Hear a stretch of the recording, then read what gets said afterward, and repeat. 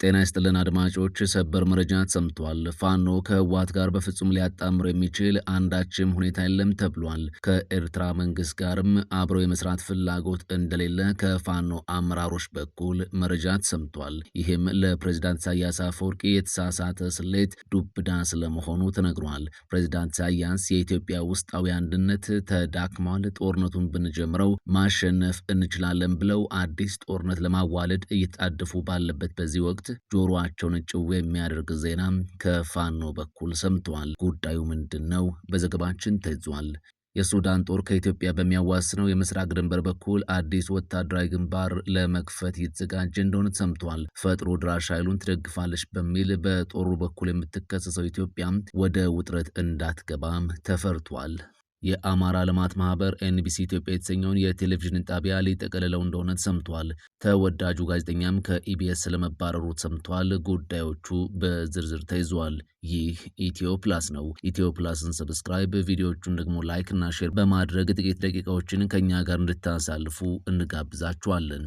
የአማራ ፋኖ ህዝባዊ ድርጅት መሪ አቶ እስክንድር ነጋ ባለፈው ሳምንት በአዲስ አበባ ከተማ በመንግስትና በድርጅቱ ተወካይ መካከል ተፈረመ የተባለውን ዘላቂ የሰላም ስምምነት እንደማያውቁትና ድርጅታቸውም እንዳልተወከለ ይፋ አድርገዋል። አቶ እስክንድር ነጋ ለዶቼ ቬለ በሰጡት ቃለ ምልልስ ድርጅታቸው ከአማራ ክልል መንግስት ጋር አልተደራደረም፣ አሁን ባለው ተጨባጭ ሁኔታም የመደራደር ፍላጎት የለውም ሲሉ ስምምነቱን ውድቅ አድርገዋል። ባለፈው ሳምንት የአማራ ክልል ርዕሰ መስተዳድር አቶ አረጋ ከበደና የአማራ ፋኖ ህዝባዊ ድርጅትን ወክለው የቀረቡት ካፒቴን ማስረሻ ሰጤም በአዲስ አበባ ይፋዊ በሆነ ስነስርዓት የሰላም ስምምነት መፈራረማቸው ይታወቃል። ይሁን እንጂ አቶ እስክንድር ይህንኑ አስመልክተው ሲናገሩ ስምምነቱ ከድርጅቱ እውቅና ውጭ የተደረገና ግለሰቡም ድርጅቱን የማይወክሉ መሆናቸውን አንስተዋል። ስምምነቱ በአመራር ደረጃ መፈረሙ በድርጅቱ ውስጥ መከፋፈል መኖሩን የሚያመላክት ነው ወይ ተብሎ ለቀረበላቸው ጥያቄም አቶ እስክንድር በድርጅቱ ውስጥ የተፈጠረ መከፋፈል የለም ሲሉ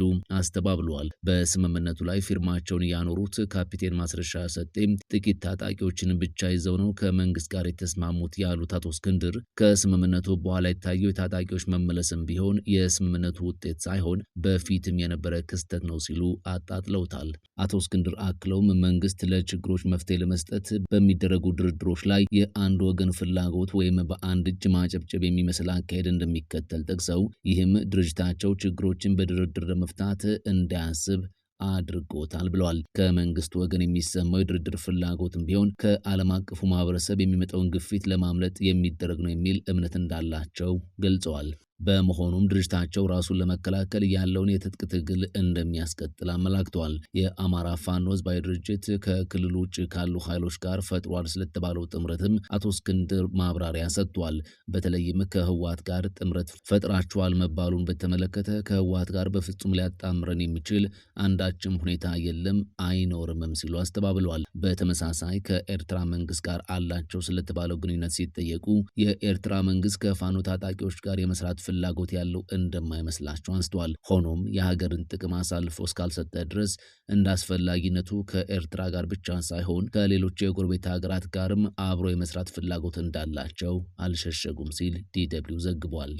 የአማራ ልማት ማህበር ኤንቢሲ ኢትዮጵያ የተሰኘውን የቴሌቪዥን ጣቢያ ሊጠቀልለው እንደሆነ ተሰማ። በአማራ ባለሀብቶች መዋጮ በ500 ሚሊዮን ብር ካፒታል የተቋቋመው ኤንቢሲ ኢትዮጵያ በኪሳራ ምክንያት አልማ ሊጠቀልለው እንደሆነ መረጃዎች ወጥቷል። ከባለሀብቶቹ ውስጥ ታዋቂው አትሌት ሻለቃ ኃይሌ ገብረስላሴ፣ አቶ በላይነህ ክንዴና ሌሎችም እንዳሉበት ይታወቃል። ከ60 ሚሊዮን ብር በላይ የሚያወጡ የስቱዲዮ መሳሪያዎችን በብቸኝነት ከቀረጥ ነፃ እንዲያስገባ ተደርጎ የተቋቋመው ኤንቢሲ ኢትዮጵያ በጀቱን በመጨረሱ ባለሀብቶቹ ተጨማሪ ገንዘብ ለማዋጣት ፈቃደኛ ባለመሆናቸው ለጊዜው የስራ ማስኪያጃዎችን ከአዲስ አበባ ከንቲባ ጽሕፈት ቤትና ከአንዳንድ የሚኒስቴር መስሪያ ቤቶች የገጽታ ግንባታ ስራዎችን እየሰራ ሲደጎም ቆይቷል። የቀድሞው የፋና ብሮድካስቲንግ ኮርፖሬት ምክትል ዋና ስራ አስፈጻሚ አቶ ብሩክ ከበደ ጣቢያውን ከምስረታው ጀምሮ እስካሁን በበላይነት ያስተዳድሩታል። በቀጣይ የአማራ ልማት ማህበር ሲረከበው ግን አብረው በዋና ስራ አስፈጻሚነት ሊቀጥሉ እንደማይችሉ የአማራ ልማት ማህበር የመረጃ ምንጮቻችን ጠቁመውናል። ተወዳጁ ጋዜጠኛ ከኢቢኤስ መባረሩ ተሰምቷል። ለበርካታ ዓመታት ኢቢኤስን በጋዜጠኝነት ያገለግለው ጋዜጠኛ ዘወትር ደሳለኝ ከኢቢኤስ መባረሩ ተሰምቷል። አዝናኝ የሚባሉ ልዩ ልዩ ፕሮግራሞችን በማዘጋጀት የሚታወቀው ጋዜጠኛ ዘወትር ዝምታ ያሸልማል በሚል ፕሮግራሙ ዝነኝነትን አግኝቷል። ከፕሮግራሙ ከጠፋ ወራትን ያስቆጠረው ይህ ተወዳጅ ጋዜጠኛ ዛሬ ላይ ከኢቢኤስ መልቀቁና መባረሩ ነው ይፋ የሆነው። ጋዜጠኛው በምን ምክንያት ከስራው እንደተባረረ ወይም እንደለቀቀ እስካሁን በኢቢኤስ በኩል የተሰማ ነገር የለም።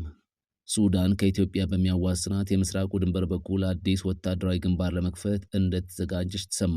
ሱዳን ከኢትዮጵያ በምስራቅ በኩል በሚያዋስናት ድንበር አቅራቢያ አዲስ ወታደራዊ ግንባር ለመክፈት በዝግጅት ላይ እንደሆነች የሱዳን ኦፊሲያላዊ ምንጮች አስረድተዋል። አዲሱ ውሳኔ የመጣው ኢትዮጵያ ታጣቂ ኃይሉን እንዲሁም የእነሱ ደጋፊ የሆኑ ቅጥረኞች በሁለቱ ድንበር አቅራቢያ ስልጠና ወስደው ብሉ ናይል ክልልን እንዲያጠቁ ፈቅዳለች በሚል እንደሆነ አልጀዚራ ያነጋገራቸው የሱዳን ወታደራዊ ምንጮች አረጋግጠዋል። የሱዳን መንግስት ምንጮች እንደገለጹት የኢትዮጵያ ባለስልጣናት ከሌሎች ቀጠናዊ ኃይሎች ጋር በመተባበር ከፈጥኖ ድራሽ ሰራዊቱ ጋር ወታደራዊ ቅንጅት መፍጠራቸውን ተናግረዋል። የኢትዮጵያ መንግስት ሁለቱን ሀገራት በሰሜን ምስራቅ በሚያዋስነው በቤኒሻንጉል ጉሙዝ ክልል ዋና ከተማ በሆነችው አሶሳ ከተማ በኩል ለፈጥኖ ድራሽ ኃይሎች የጦር ተሽከርካሪዎች፣ መድፍና የጠለፋ መሳሪያ ስርዓቶች እንዲቀርብ ማድረጓን ሱዳኖች እንደሚያውቁ የዜና ምንጩ አክሏል። እንደ ተንታኞች ገለጻ ኢትዮጵያ በሱዳን ጦርነት ጣልቃ መግባቷና አሁን ሱዳን ከፍቷል ያለችው የጦር ግንባር የህዳሴ ግድብ መገኛ ቀጠና በመሆኑ ከግብጾች ቀጠናዊ ወታደራዊ እንቅስቃሴ ጋር ተዳምሮ ለኢትዮጵያ ስጋት ሊሆን ይችላልም ተብሏል።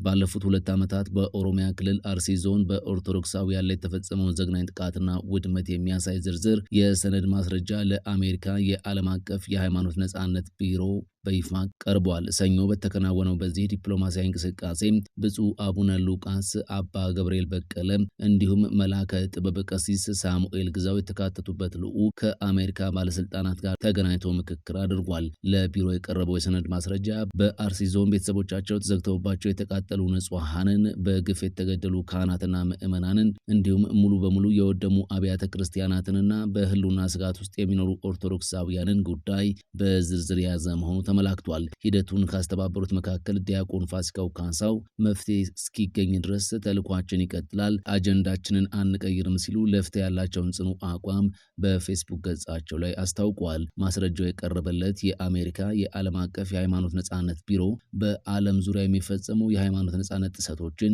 ግድያዎችንና አድሎዎችን በመከታተልና በመሰነድ ለአሜሪካ መንግስት ሪፖርት የሚያደርግ ከፍተኛ ተቋም ነው። ሃይማኖትን መሰረት ያደርጉ ጥቃቶችንና ስደቶችን ይመዘግባል። የአሜሪካ መንግስት የውጭ ግንኙነት ፖሊሲ ላይ ምክርም ይሰጣል። ቢሮው በሰብአዊ መብት ጥሰት በተሳተፉ መንግስታትና ግለሰቦች ላይ ጠንካራ ማዕቀብ እንዲጣል የውሳኔ ሀሳብም የማቅረብ አቅም አለው። በየዓመቱ የሀገራትን የሃይማኖት ነጻነት አያያዝ የሚገመግም ዓለም አቀፍ ሪፖርትንም ያወጣል። ይህ አሁን የተጀመረው ሂደት በኢትዮጵያ በተለይም በአርሲ አካባቢ በሃይማኖት ምክንያት የተፈጸሙ ጥቃቶች ዓለም አቀፍ ትኩረት እንዲያገኙና ተጠያቂነት እንዲሰፍን በር የሚከፍት እንደሆነ ታምኖበታል። ራሴን ለማስተካከል ጸበል ገብቻለሁ ሲል ጋዜጠኛ ሶፎንያስ ዋሲሁን ገለጸ።